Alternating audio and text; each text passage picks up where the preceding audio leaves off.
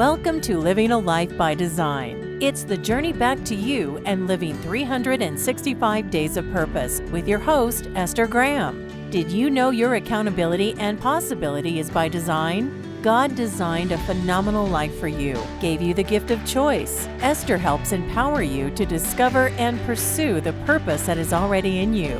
Are you ready to look at yourself and see your future? Then get back to what is really important in life and get in alignment with your true self. Stay tuned to Living a Life by Design. Journey back to you and start living 365 days of purpose with your host, Esther Graham. It all starts now. Hello, everyone, and welcome to Living Your Life by Design. I'm your host, Dr. Esther Graham, and I'm so super excited that you made the choice, the decision to join me today. And I have a very special guest, Dr. Melissa Bedford, that I am so super excited to introduce to you. So let me just give you a little background on Dr. Melissa and how we met, because you remember, I always talk about living a life by design. You guys know that. That's the name of the show, living 365 days of purpose, and when I think about Dr. Melissa, as many of the guests, I see them as people who are living their lives by design, and at some point may have had to even redesign their lives. And so Dr. Melissa and I met probably maybe about a year, maybe going on 2 years ago. And when we met, I met one person, right? I met one person. And our friendship has grown, and now I know a different person, because I've actually watched her transformation like in real time. And just now, don't get me wrong, she was a wonderful person, beautiful, all these things, great life, all of these things when I met her, right? But when I met her, there were some things that she was, let's say, trying to navigate or navigating. And when I look at her, she's even more beautiful than she was then, and she was then beautiful. And I have just enjoyed just watching her life, let's say from a distance, and just seeing the transformation and who she is blossoming to be. She's still becoming. And so I just want to introduce you to my friend, Dr. Melissa Bedford. We met at a retreat. And so I'm going to have her also reintroduce herself. She calls herself the Purpose Prophetess, but this isn't all that she does, y'all. She is one whole piece of everything. So Dr. Melissa, please reintroduce yourself and share a little bit about your story with us. And just one more thing, y'all. When you see me looking away, I'm checking chat, ask questions, celebrate her. And so when you see me looking away, Dr. Melissa, when I'm looking away, I'm just checking Facebook and social media. Okay. All right. Let's go. Thank you so much, Dr. Esther. I cannot tell you how humbled I am and honored to share this space with you. You guys, I don't have to tell you, this is a superwoman, phenomenal woman in her own right. A little bit about me. I think I always stumble with this part because it's there's such a turn in my story. But yes, I am known by my trademark name now as the Purpose Prophetess, and prophetess is spelled Profitess. Yeah. Prophetess. Just so we don't get it twisted. And a little bit about me prior to that trademark name. I have been the CEO and founder of a behavioral health agency in the state of Virginia for almost 10 years. The entrepreneurial bug bit me about a decade ago. And so been blessed to have that agency. We have multiple locations in the state of Virginia, serving individuals with mental health and substance use disorders. I am also the mother of 4 amazing individuals. I always have to throw that out there because when we talk about my priorities, that ranks so much higher than anything else. I hold advanced degrees in counseling, and my doctorate degree is in education with a specialization in curriculums. So I am a nerd. I love all things research and numbers and all of that. I most recently became an author. So my book will be released in about a month, and it is called It Was Necessary. And hopefully I'll talk a little bit about that, what that means. But I'll tell you, Esther, I say all of that. And the reason why I still sort of stumble through that whole introduction is because I'm also the same girl, the same chick who grew up down a dirt road in the country, in extreme poverty and lack. I'm also the same girl that's the first person in her family to go to college, let alone get a master's degree and a doctorate degree. I'm the same girl who struggled to find her own voice because she had such low self-esteem and didn't feel like she fit in anywhere. I'm the same girl who grew up in a life of duality, extreme poverty, living with my mom, who was a single mother, and my two sisters, and my dad, who lived very well. So from early on, I lived with this duality of life, the juxtaposition between not having anything to see in abundance. And so it still baffles me that my life is what it is. So yes, that's me. She's really said a lot in a nutshell. I love how you said living in duality.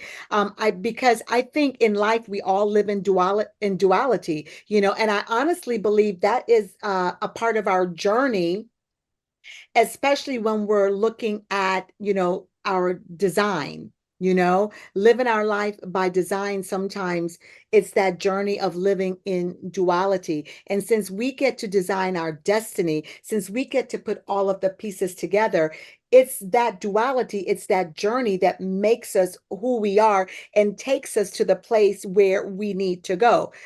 What many times that we have to do, and this is what I'd like for you to just kind of share with us about, we have to realize the duality that we're living in and make that decision of which is the one that I really want to live in. In other words, it's that poverty that you could stay stuck in, or it's that good life. Does that make sense? We live in duality. We have challenges and we've got this great life, which, in the duality, sometimes you have to make a decision. This is really not what I want for my life. Oh. This is serving me. Yeah. And so let's talk about that. The living in duality and making the decision, right? That this isn't what this is not serving me. This is not a want. I gotta have this. This is a part of my design. Absolutely. I'm gonna throw this phrase out there. And I hope it'll help to crystallize what I mean when I say my life duality. Yeah. It is possible to be blessed and burdened at the same time. So true. So in true. The same life, right? So here I am, this successful CEO. I have broken the chains of poverty. And on the outside, you would look at that and say, she's got it going on. She's walking in her purpose. But what I found, Dr. Esther, was that I wasn't. Yeah. What I found was I was actually hiding behind my title as a CEO. I was hiding behind that desk, that executive desk, right? Yeah. So y'all, if you're listening and that's you, whether you're listening to the recording, raise your hand, say, oh yeah, that's me. I know, Dr. Miller, that was me all the way, hiding behind. Yeah. Absolutely. And people wouldn't think that because they would say, oh my God, externally, everything's going well. You're doing well financially, you're married. And, at the time I was married for 27 years. You've checked all of the boxes. So this must be purpose. But what I found was that it really wasn't. I was playing small, even when people thought I was living big. I really wasn't living out loud. Playing small, even when others thought that you were living big. You were not living out loud. Yeah. Not because my small still looked big to some other people. Right, but that doesn't mean it was my maximum capacity. Even with just playing at 50%, 40%, it looked like 100% to some people. And sometimes that's what happens with us. The people around us say, my goodness, what you're doing is so amazing. but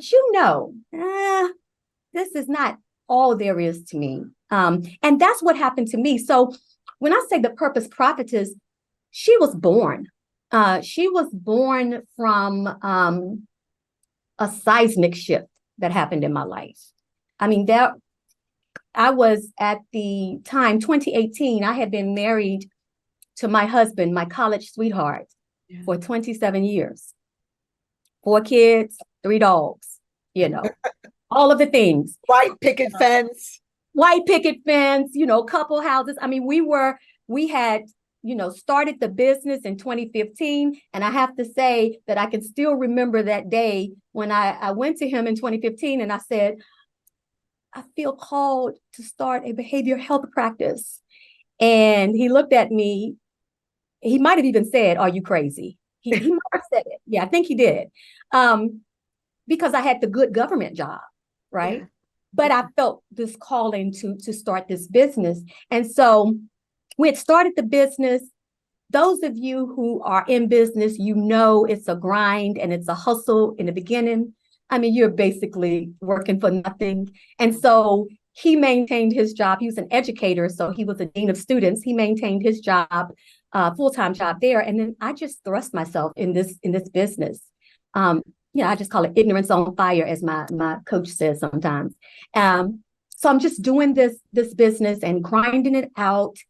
And I'm telling you, by 2017, this thing has started taking off. And when you're starting a business, it's you pushing. And then you get to this thing almost like an airplane where you get lift.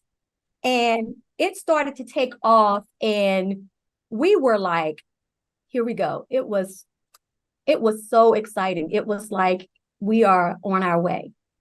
And then the bottom fell out because in 2018, my husband and I were driving around behind our realtor. We were getting ready to buy another house.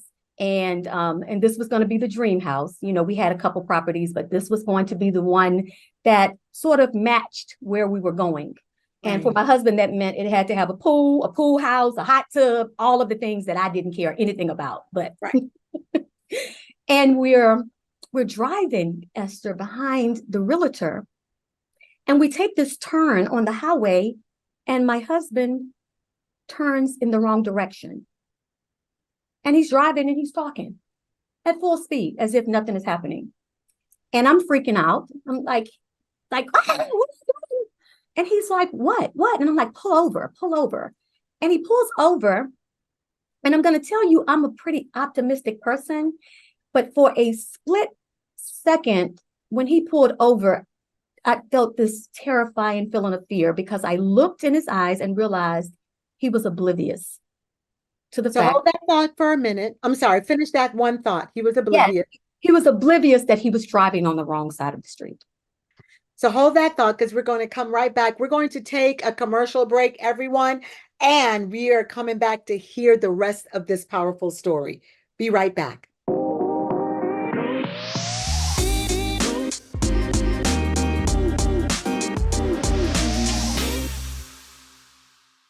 Back to Living Your Life by Design with your host. It's me, Dr. Esther Graham, and my very special guest, Dr. Melissa Bedford, the Purpose Prophetess. We are now going to continue with her powerful story. So let's get started.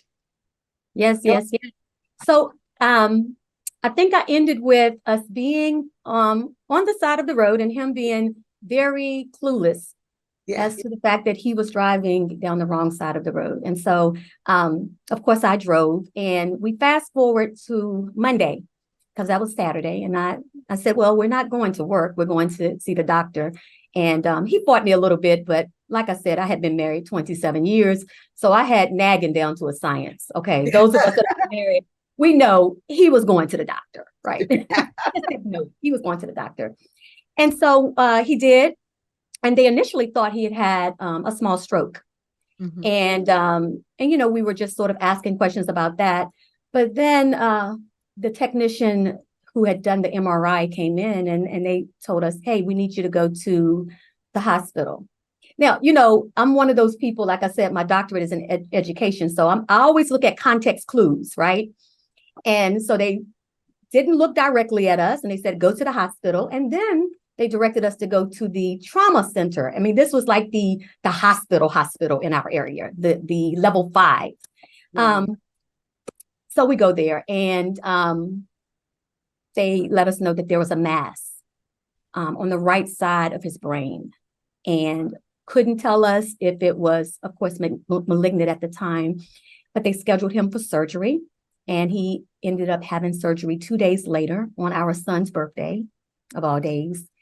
And Esther, I will never, ever forget the look in that doctor's eyes when he came in, and it was myself and my 2 older children.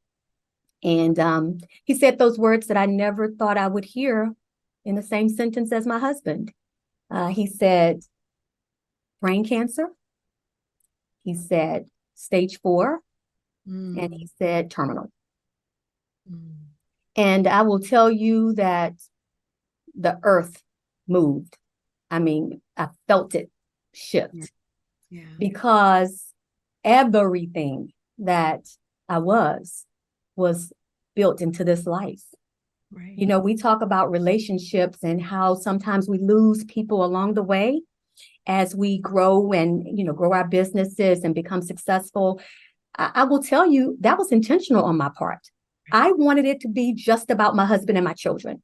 Right. And so I had let friendships go by the wayside a long time ago. And I think a lot of that had to do with the fact that he and I both had grown up in not really ideal family situations.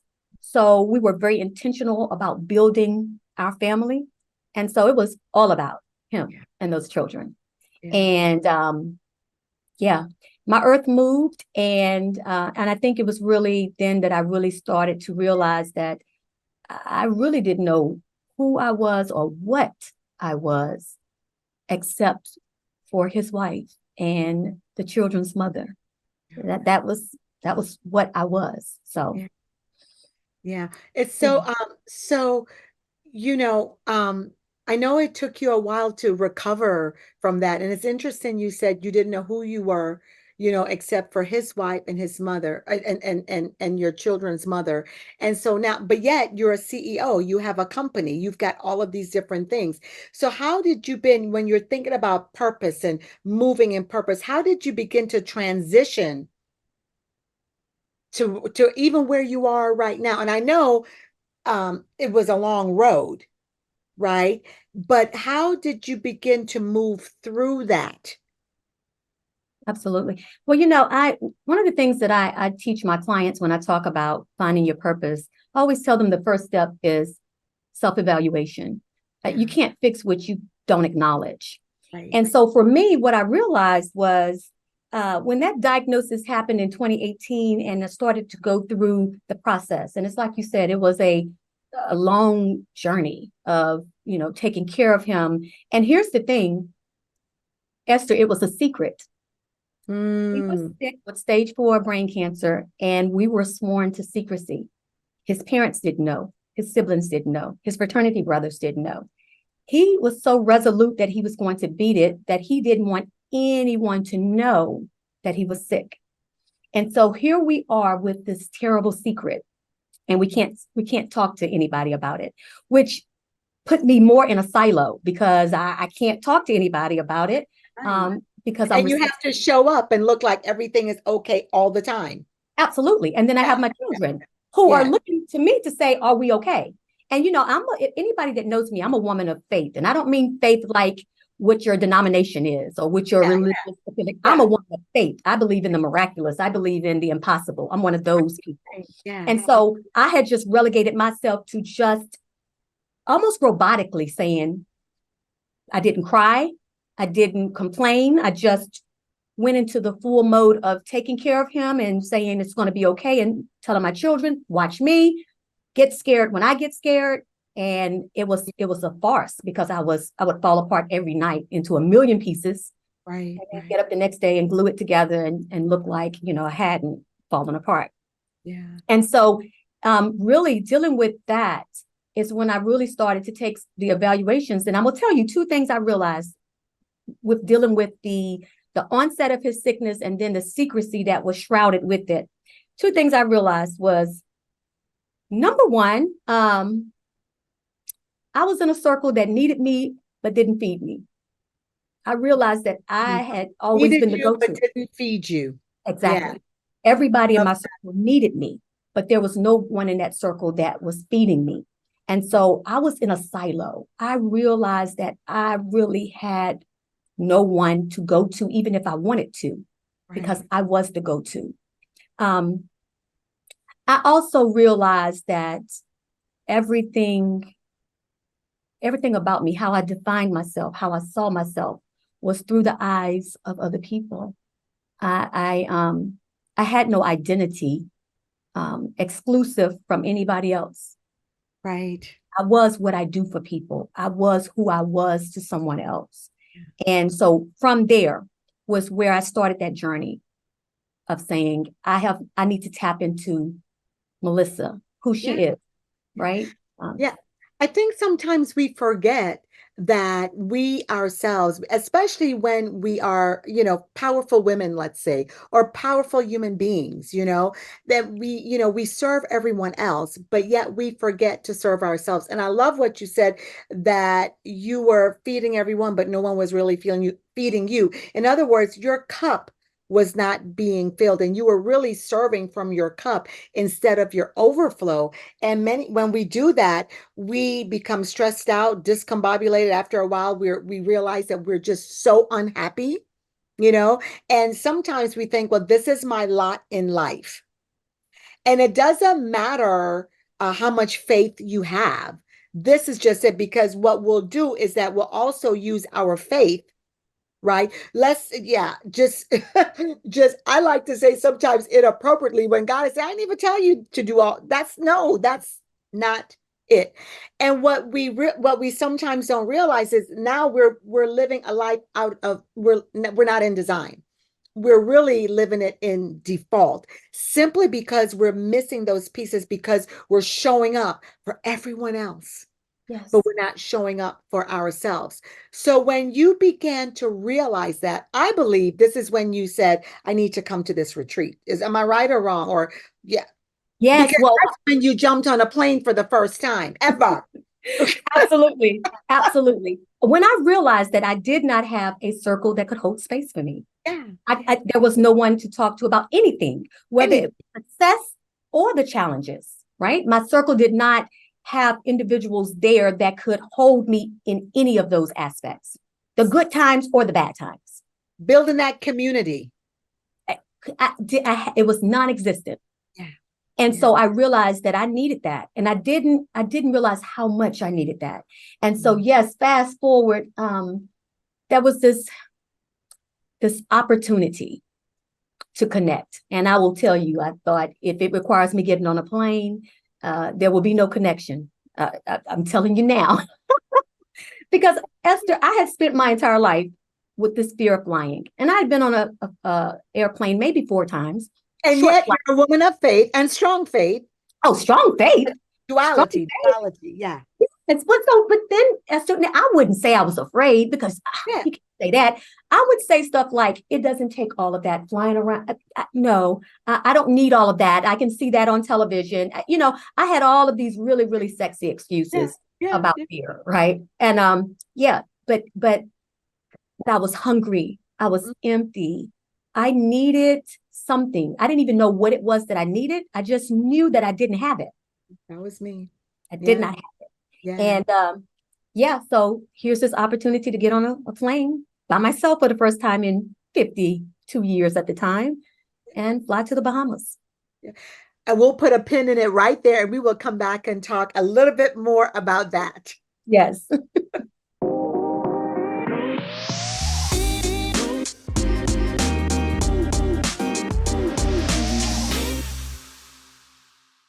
Welcome back to my very special guest, Melissa Bedford. I am, first of all, so honored that you would come on and have this conversation, because the conversation is such a personal conversation of your story and the powerful things that you're doing in the world. And off when we were on the commercial break, we were talking about this is a part of it when we live in duality, having the joys and then yet the challenges. And sometimes we're strong people of faith, but yet um there's still some things that's missing in our life and we have to find out. And it was so much for you that you actually got on a plane with not having the sexy excuses, which by the way, y'all, that we all have sexy excuses about our fears, why we don't do this and all of these different things. And what's so powerful is that you said, I got on that plane, and I believe, and I want you to speak of it because I could be wrong. This is my belief. I believe that this is where your transformation began in terms of the deep work to bring forth the transformation to bring you to the point to where you are right now. It's the deep work, you know. But it takes us launching out. It takes us saying, listen, I have to do this. It takes us getting in a safe space, in a community that supports you and holds you up, that cries with you, that laughs with you, that shares with you, that says, girl, I got you. Yes. It's being there. So let's talk a little bit about that. Absolutely. And you could not be more correct. It was there. Getting on that plane required me to confront those fears and to do what I needed to do afraid. Knees knocking, palms sweating, and play full out for me. And so when I went to that retreat, my husband had been passed away at that time, 6 months. Mm. And so I was really, when you talk about redesigning your life, that's exactly where I was. We had been married 31 years. I got married when I was 20 years old. I didn't have a life apart from that. Right. Every thought, every dream, every goal, everything was architected by that relationship, by that marriage. So I got on that plane and went to the Bahamas and went to that retreat. And you guys, let me tell you, there's something about being in a room that can hold you. A room that you can take off the cape, take the S off your chest, and just be. And just be. Yes, be confused, be afraid, be worried, be scared, and it can hold you. And so be angry, be all of those things. Oh, yes. Absolutely. Be angry. All of those things that I didn't feel like I was allowed to do in my real life. And so, yes, the transformation happened there. I was able to release some things. I remember standing on the shore, looking out at the water and going through a practice of just releasing. And I left some things there. And I was intentional about it. What I said to myself was, I will not go back the same way that I came. And I will tell you, when I came back, I don't think there was a single person in my life who didn't notice the shift. And it's small and incremental, y'all. I'm not talking about, some magical kind of thing, because deep work is a process. It is. We have this microwave mentality in life where we want to, push a button and in 3 seconds you get a business, poof, you get 6 foot fine and fit, poof, your weight is gone. I was going to say that. Yeah. Boom, it's just gone. Yes. There's a process, but there's something to be said about showing up and doing the work. Yes. Because the payoff, I cannot tell you the dividends that you will get from the investment of the work. It's mind-blowing. And I'm living that. Priceless. It's priceless. Sometimes we look at them, but it's priceless. And I remember, it's at the retreat that we met, we connected. And I like to say, at the retreat, you make lifelong, powerful, forward-moving friendships. Absolutely. But it accelerates the work, but then you have to continue and be intentional about continuing the deep work. I love what you said, that you released some things and you left it there, because it is a releasing of things. So much, I believe, for you, Melissa, that where you are right now, you're the purpose prophetess. You still have your other company. You're still doing big things in the world, but you're focused on this. You've written your book called what? It Was Necessary. Let's talk about it was necessary. Please share. Yes, it was necessary. It's based on the premise that the it's of life, these are the storms, these are the tragedies, these are the unexpected, unfair, unwelcome things that happens in our life are necessary. And I know that concept sometimes is hard to wrap your mind around, because when you're going through pain and loss and rejection and all of those things that we fight so hard not to experience, someone telling you that that was necessary can sort of, it's like, I don't know how to receive that. But what I can tell you for me is that I would not be the purpose prophetess had it not happened. Yeah. I would not have gotten on that plane had it not happened. I would not have written the book had it not happened. I would not have launched the show, Let's Clear the Air, had it not happened. I would not be walking in the purpose that I'm called to do had it not happened. We don't grow in the times of comfort. The times of comfort is the time for us to just enjoy the comfort. Enjoy the comfort, yes. We grow in the storm. It is in the storm where we get rooted and grounded down, and we learn to bend but not break. We learn what we're capable of surviving. We learn what we're made of. The storms of my life are responsible for the growth. You know, that is that whole concept of post-traumatic growth. Right. People talk about, in my business, post-traumatic stress disorder all the time. And yes, trauma can produce stress, and it can produce a bunch of things that can be detrimental. But trauma can also produce growth and resolve and strength and defiance in the face of whatever. Yeah. And for me, it was necessary. It's have been necessary.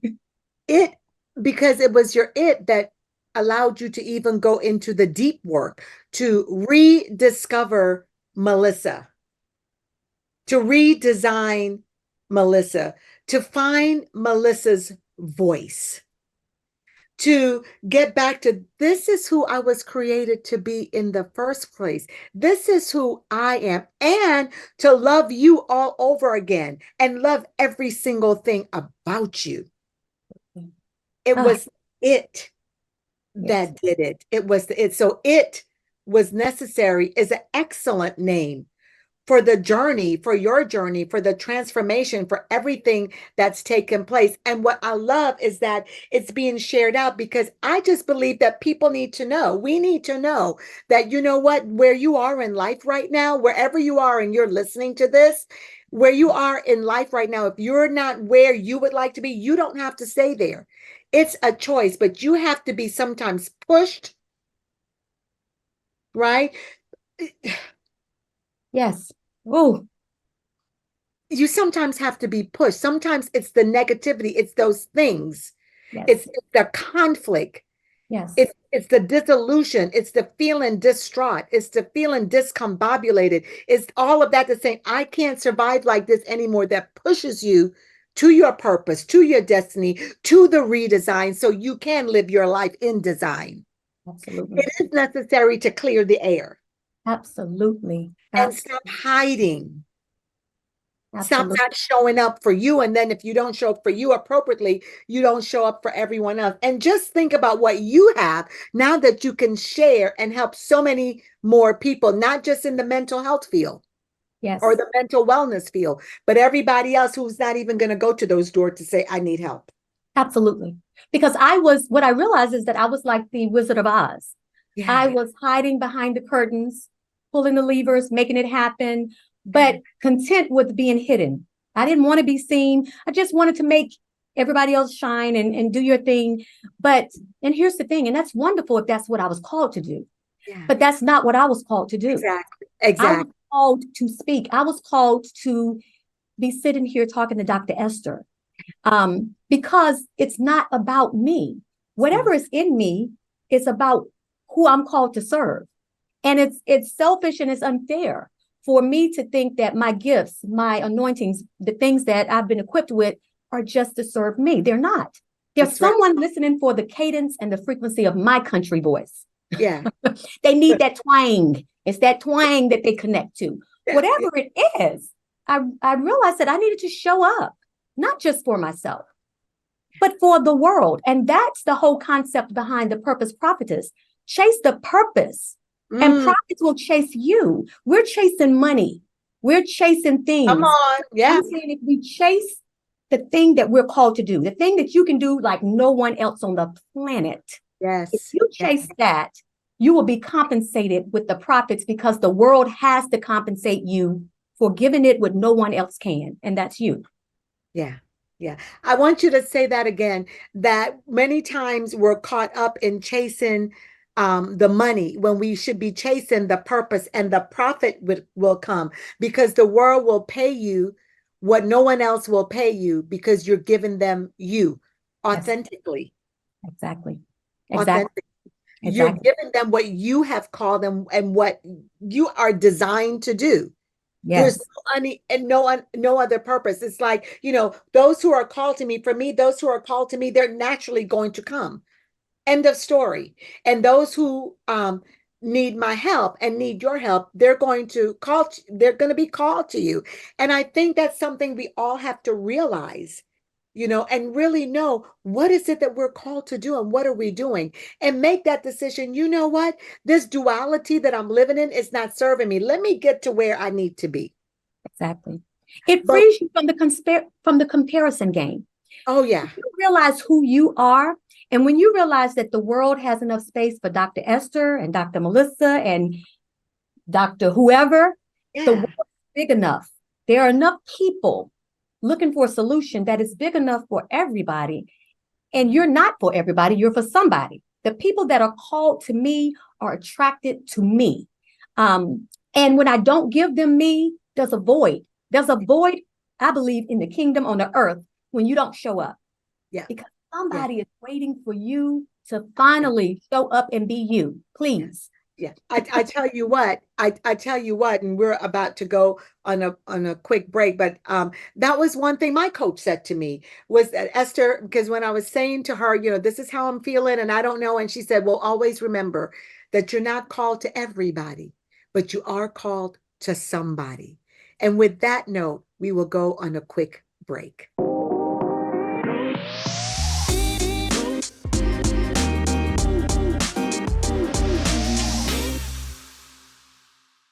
Welcome back to Living Your Life by Design with my very special guest, Dr. Melissa Bedford. So we are going to have just a few more minutes together and share some powerful thoughts with you. And Dr. Melissa will tell you how you could hear more of what she has to say, how you can connect with her, listen to her TV show, her podcast. Do you do a podcast as well?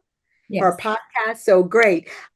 We ended with, you're not called to everyone, but you are called to someone. The same thing my coach told me. So let's talk about that a bit. And then please give our listeners, what are 3 things that they could quickly do to shift?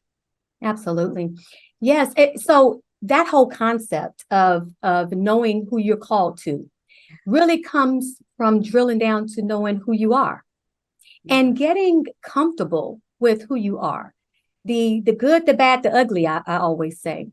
What I learned is, and what I think I'm just so intentional about at this stage of my life, is understanding that I'm a conduit. Yeah. I believe, my personal belief is, if God can get it through me, he'll give it to me. Yeah. Right? And so for me, I no longer see my purpose as, or my playing small as something that just affects me. Once I started to realize the bigger picture, what I'm called to do, who I'm called to help, the solution that I'm called to be for someone, it really helped me to understand that not living my purpose is it's selfish. I mean, there's no other way to say it. Sometimes we're saying, oh, I don't want to do all of that. And, oh, I'm just okay with just being behind in the scenes. And it's a false sense of humility. We think we're being humble, and we think we're being meek and no. And what I would say to anyone, your listeners, is playing small is selfish. Yeah. Because the world is waiting for you. We are waiting for you. You have the solution to something that I've been scratching my head about and baffled by, and that answer has been put in you. And when you don't share it, you rob us all of what we need. And so, yeah, learning that part has been significant. What I will say, Esther, for me, as far as the things that I've been doing, and y'all understand all of this, I promise you, 3 years ago was not the case. I was very content with sitting in the corner office and running my companies, and I still do. But I do it now from a space of thinking about legacy, setting up my children to take that on. Because what I realized is that that's one part of service, but that's not all that I was called to do. It's okay to understand that it's not that I wasn't supposed to do that. That's right. I was supposed to do that, right? But I was also called to do some other things. And so part of the whole premise with me is that I do have the TV show. This is so exciting for me because it's out of my comfort zone. But it's on the Success channel, Success Network channel, and YouTube, and it's called Let's Clear the Air. Air is spelled H-E-I-R. Can y'all tell I like to do a play on words? Okay. But that speaks to finding your purpose and being able to generate a legacy of generational wealth. The book will be coming out, but one of the things I'm most excited about, Esther, is that I have a community and it's free. And it is, you can find it at community.purposeprophetess.com. And it is the My Soul Purpose free community. And we have everything in that community, from live events, learning events every week, accountability circles. It's really been my way of giving back. And I've been really excited. I've got a community of like-minded people who are trying to find their purpose, start a business, scale their business, and align their purpose with their business. So that's been very exciting. But I'm going to answer your question, the 3 things, and I was thinking about that. The 3 things that I would want to leave with the listeners, because I'm all about breakthrough. What we're talking about now with purpose, we're talking about just getting a breakthrough, whatever you need to do to break through to that better version of yourself. The first thing I would say is that you need to break out. You need to break out of the prison of what people think about you, people's opinions and expectations of you. So true. So true. Who they say you are. Break out from that. Yes. I think you need to break away. You need to break away from people who are holding you hostage to your history and not releasing you to your destiny. You're going to have to make some tough choices in order to get a breakthrough. Everybody's not called to go where you're called to go, and that's okay. And lastly, and this might be the most difficult thing, is you got to break up.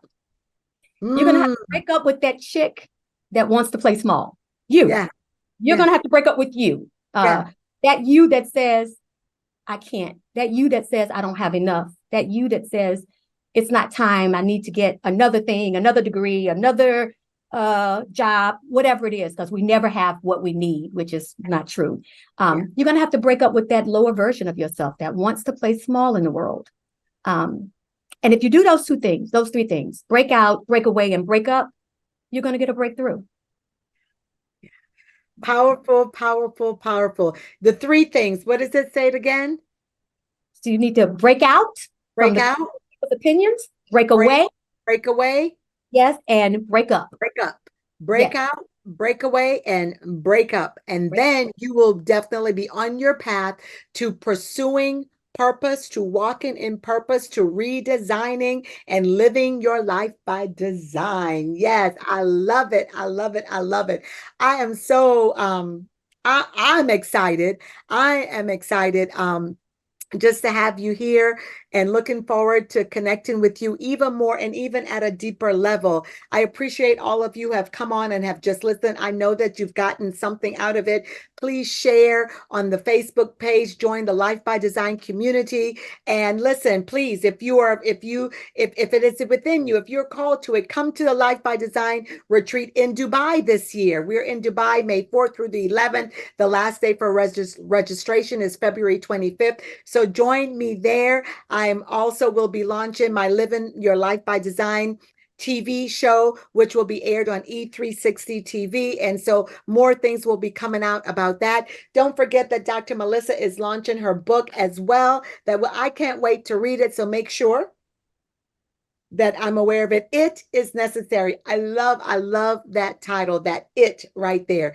Guys, listen, thank you so much for joining me. I appreciate you. I love you. God bless. Have a wonderful week on purpose. My husband, you would always say, have a great week. Have a great day on purpose. Do it on purpose. Set your intentions and live your life by design, not just today, but every day. God bless you and see you next time. You have been listening to Living a Life by Design, the journey back to you, and living 365 days of purpose with host Esther Graham. Listen or watch live every second and fourth Friday at 11 a.m. Pacific on TransformationTalkRadio.com. Discover that what is possible is already in you. God designed a phenomenal life for you. Esther helps you ignite that energy behind your personal journey for a deeper joy and peace, living 365 days of purpose. For more information on living a life by design, visit fddwomen.com.